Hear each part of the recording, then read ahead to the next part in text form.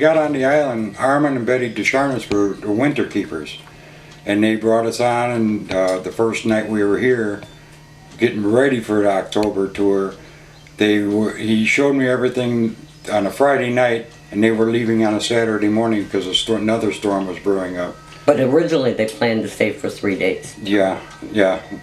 So he says, "Oh, you know enough, you're talented enough, so we're getting off here." And I said, "Well, there's one thing I want to learn, is show me how to catch lobsters." So he took me out for the quick half an hour. I learned how to catch lobsters, and we've been on our own since.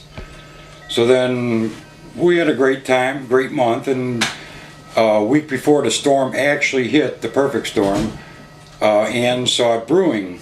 And Ann's brother and niece were on the island for a visit. And Ann says, "Well, you better take them ashore. The seas are starting to kick up." So I said, I didn't believe her at first, but she knew more than I did. And to this day, I'll never doubt her on the seas again. But so I got them ashore, and I came back, and it was very, very rough going. It was like I was surfing more than in a boat. And so I got back ashore, and as the days went on, we just found out we were buttoning down the hatches and taking all the precautions necessary, making sure we had enough fuel, whatever it was going to take. And then all of a sudden, I think it was a Friday evening. I think the Halloween was on a Saturday or Friday, but the night before it started kicking up, and we ended up opening up the boathouse.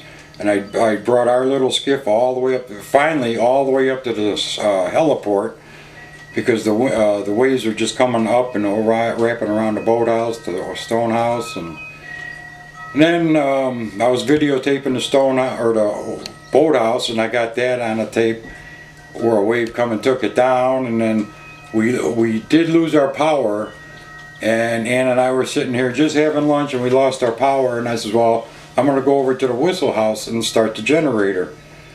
So I go into the office and look out the window. I says, "Well, somebody left the door open on the whistle house." She comes over and says, "What are you talking about?" I says, "Well, look it."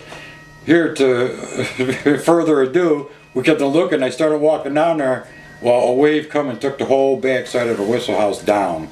The wall came down. The whole wall came down, pushed the generators out, the fuel tanks, everything. And those walls are 16 inches thick. Yeah. Solid brick. So that left us without it, and we had a small little bitty generator.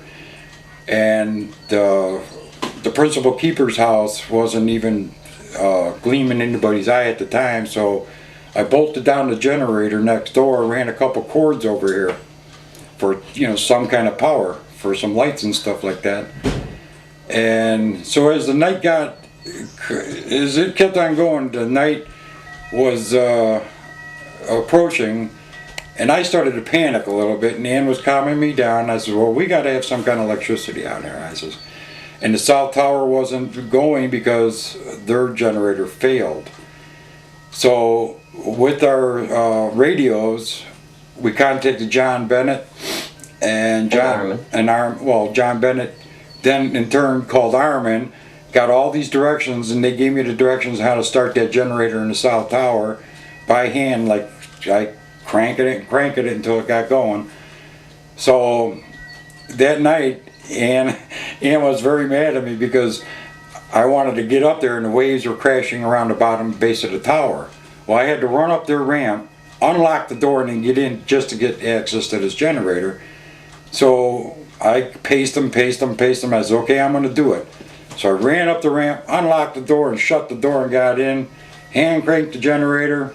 Third try, it finally kicked in, and I felt, excuse me, I lit up Cape Ann because it was the only functional navigational tower going on the East Coast. Whole East Coast. So then in turn, I ran back up, ran some extension cords back down, brought them in the cellar window, and then from there I just started branching off. Running the furnace for a little while, then the refrigerator, then I'd hook up at the time we didn't have cell phones, we had a radio signal phone, so I hooked up the phone, and then Ann finally called people, and then I started panicking a little bit more because it was getting darker and darker outside and I couldn't see nothing. And I says, if I'm going to go, I want to see what's going to hit me. So she says, "Well, Dad," and I said, "Well, we had 2 cats," and I says, Well, I want to pack up the cats and Well, he- put some supplies in Well, he thought someone was going to come and evacuate us. by a helicopter. And I just kind of said, we have 85-mile-an-hour winds and higher gusts and waves in our backyard. No one is coming. Yeah. So I picked up a grip, put plastic bags, candles, matches, whatever it took, and Put the cats in the carrier. cats in the carrier in case we had to go to the highest ground we could find. And then all of a sudden I fell asleep, and I didn't wake up till the next morning. And then Ann told me some of her experiences while I was sleeping. Yeah. Once he had packed up, he was calm and he fell asleep.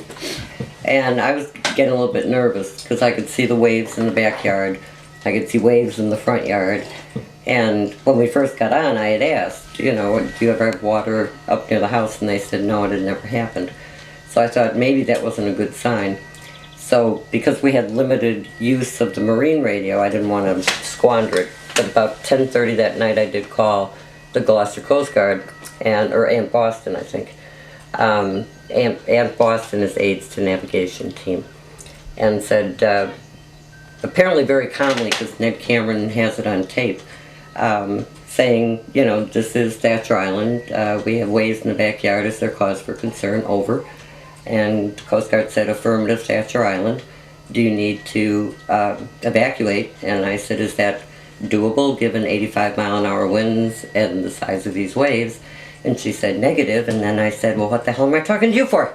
And I hung up. So